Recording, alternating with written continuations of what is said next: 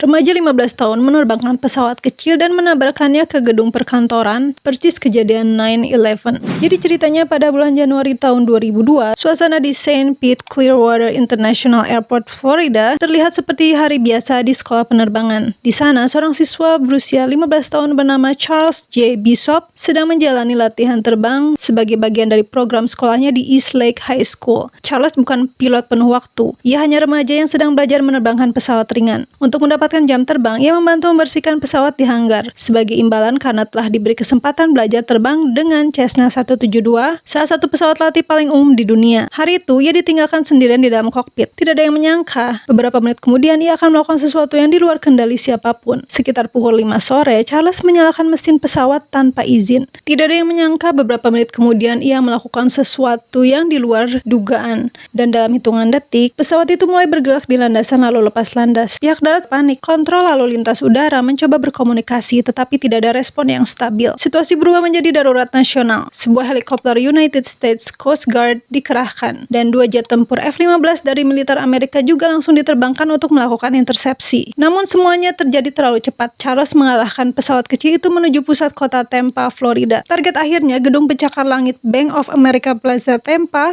Dalam hitungan menit setelah lepas landas, Cessna 172 itu menabrak lantai 28 gedung tersebut. Benturan menghancurkan satu suite kantor dan memicu kepanikan di seluruh gedung. Untungnya, kejadian itu berlangsung di akhir pekan, sehingga gedung relatif kosong. Tidak ada korban di dalam gedung, hanya Charles yang meninggal dalam insiden tersebut. Setelah reruntuhan diperiksa, penyidik menemukan sebuah catatan tulisan tangan. Di dalamnya Charles mengekspresikan simpati terhadap Osama bin Laden dan menyebut bahwa tindakannya dipengaruhi oleh suasana dunia pasca tragedi 9/11. Meski begitu, penyelidikan tidak menemukan hubungan dengan kelompok teroris manapun. Dalam laporan medis, ia diketahui pernah diresepkan obat yang dalam beberapa kasus pernah dikaitkan dengan perubahan mood dan depresi. Namun hasil otopsi menunjukkan tidak ada obat tersebut dalam tubuhnya saat kejadian. Keluarga Charles kemudian mengugat perusahaan farmasi yang memproduksi obat tersebut dengan dugaan bahwa efek sampingnya berperan dalam kondisi mentalnya. Namun kasus ini akhirnya dihentikan 5 tahun kemudian. Tragedi ini meninggalkan dampak besar. Otoritas penerbangan Amerika Serikat memperketat aturan di sekolah penerbangan. Akses ke pesawat latih kini harus diawasi ketat dan tidak boleh lagi ada siswa yang ditinggalkan sendirian di kokpit tanpa pengawasan langsung. Satu keputusan dalam beberapa menit mengubah hidup seorang remaja dan mengubah sistem keamanan penerbangan selamanya.